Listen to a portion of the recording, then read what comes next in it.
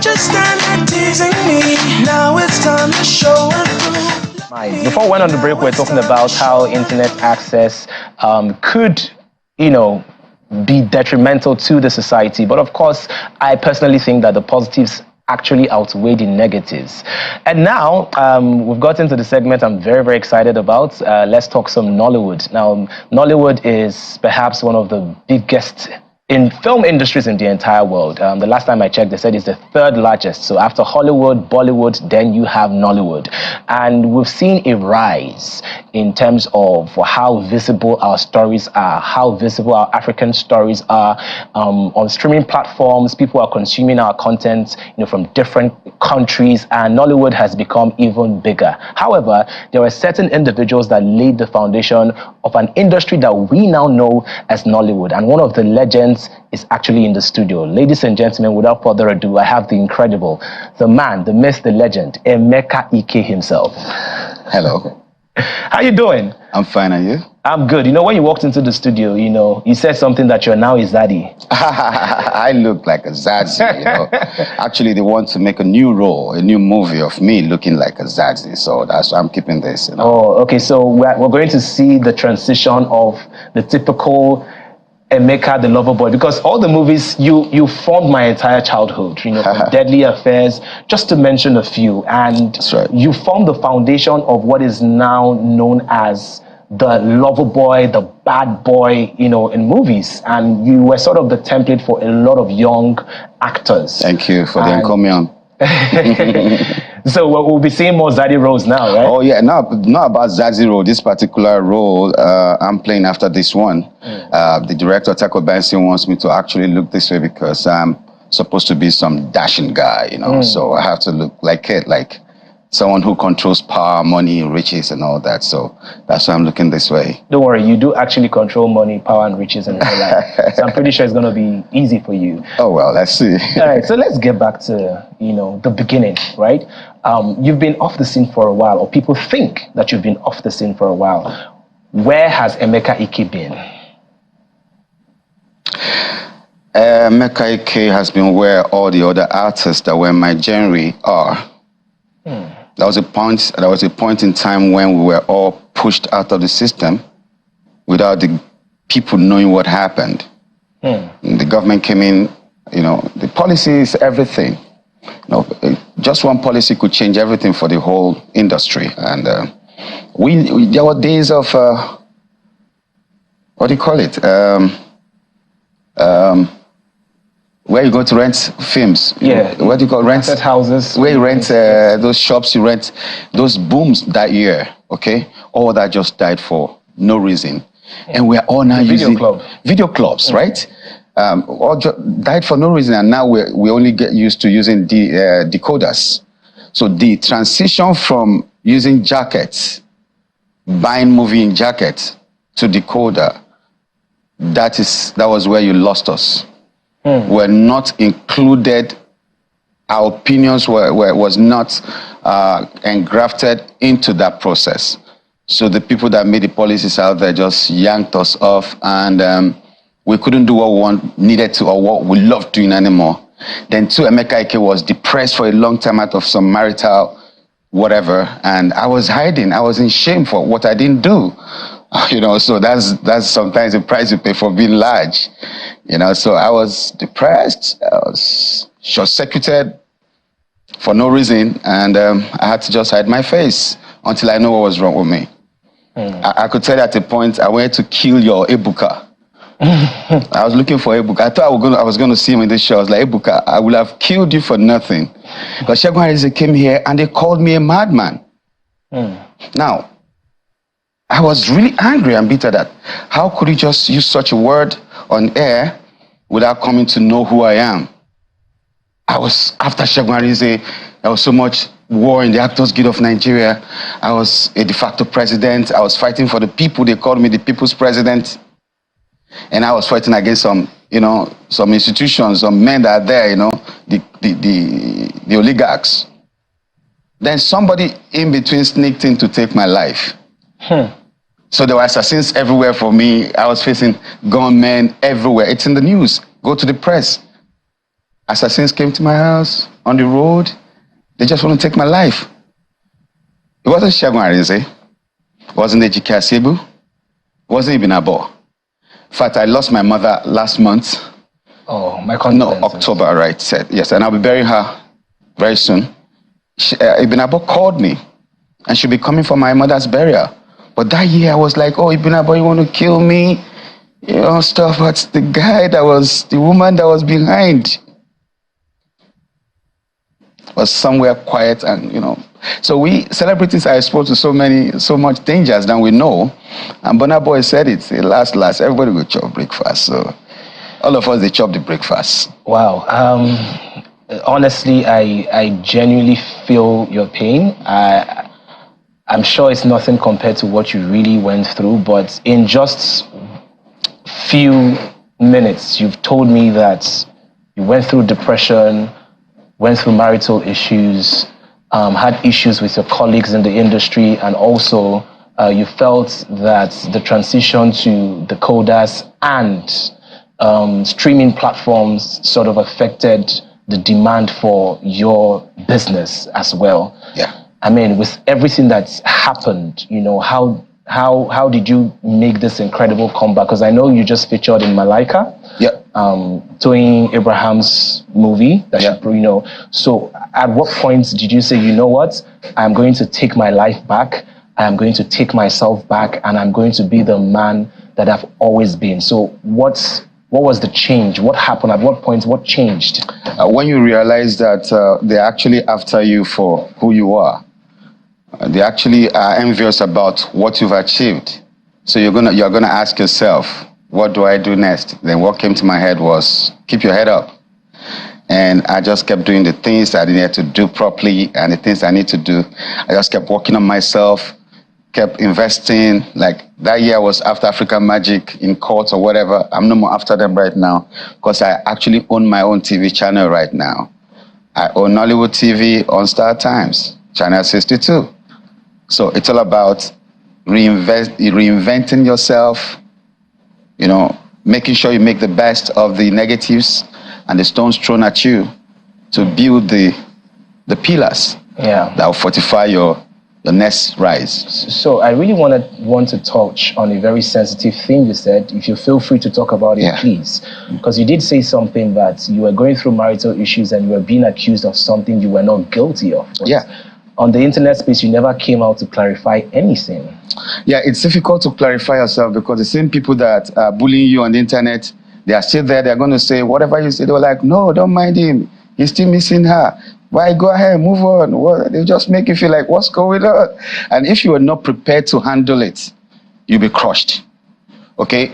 My secondary school, St. Nicholas College on CMD Road, Magodo, was shut down.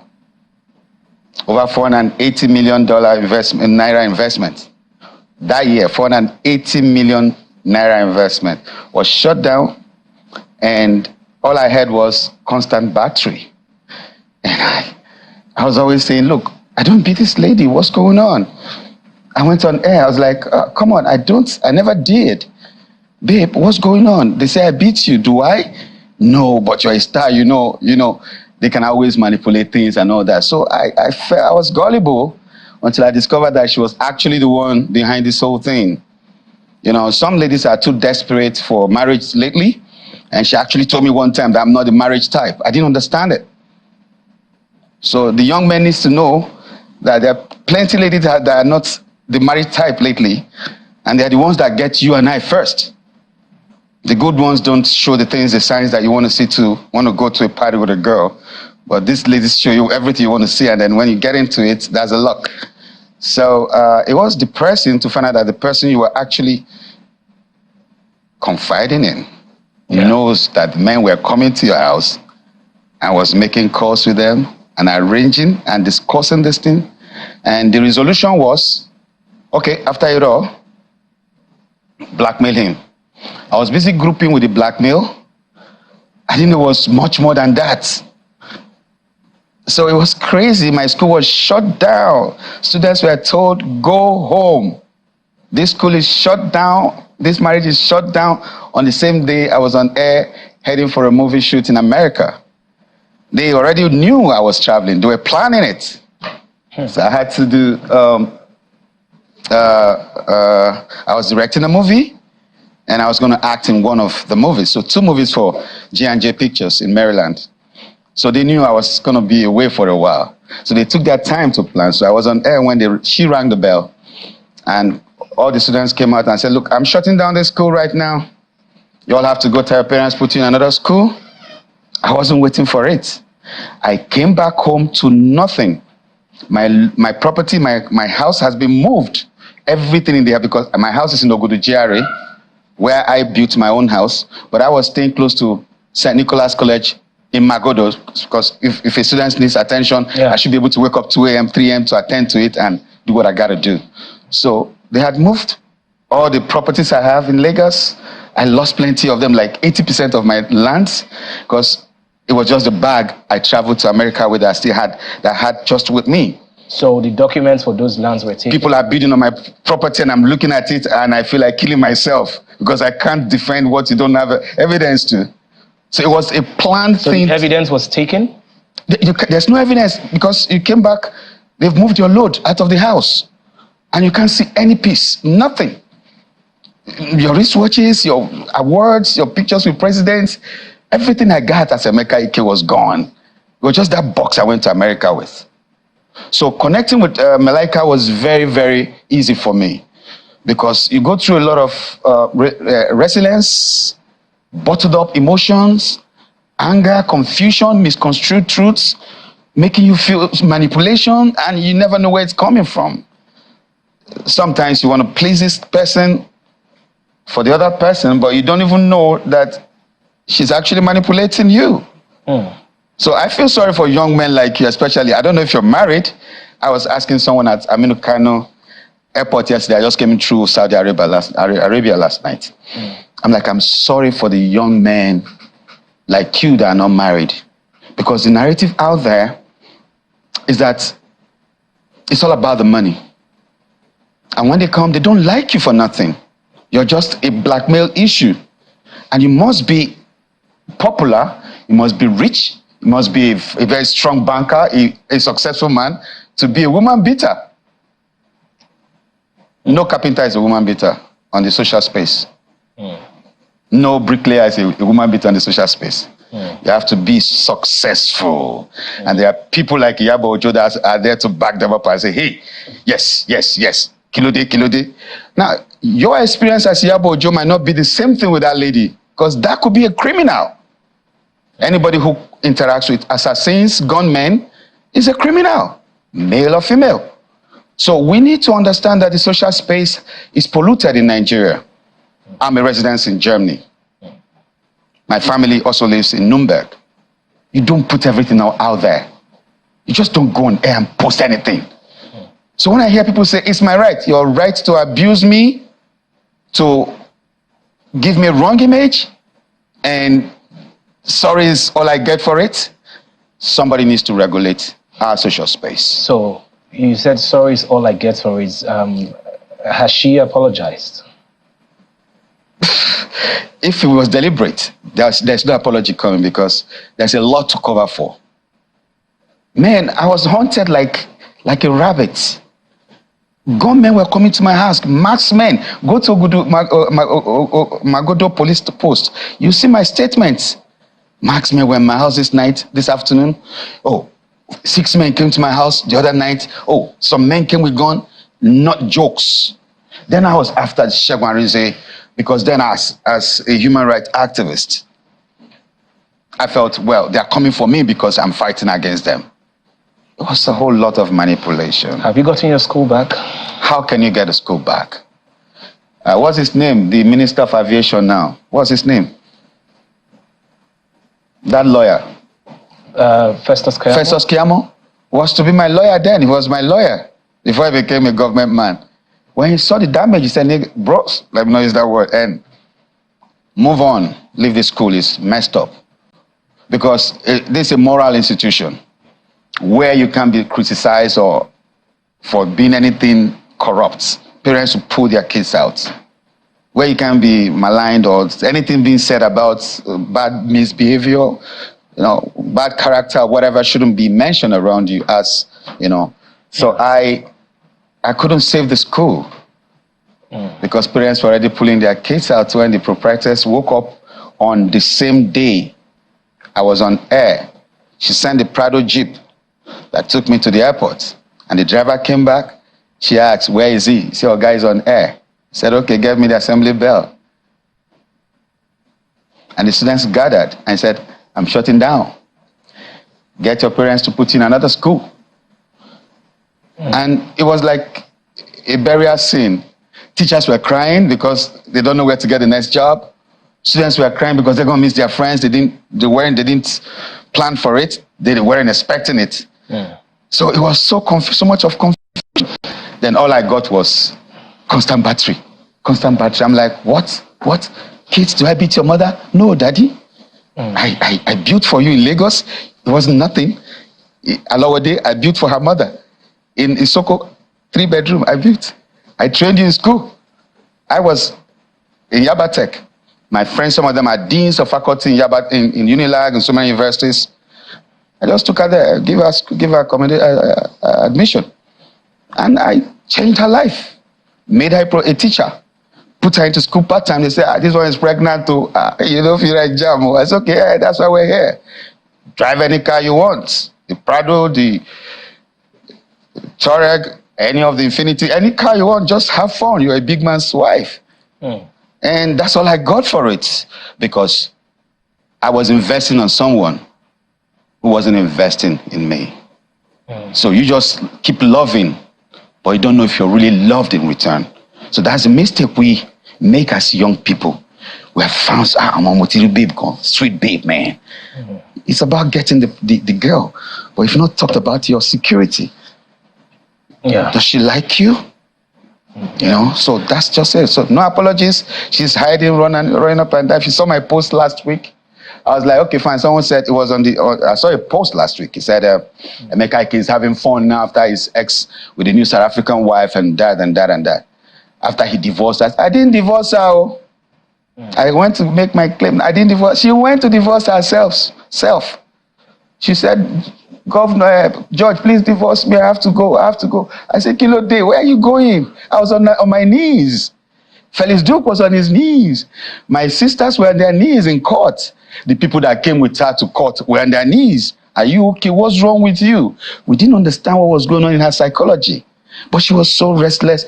And if you read that, I was always saying she looks blackmailed.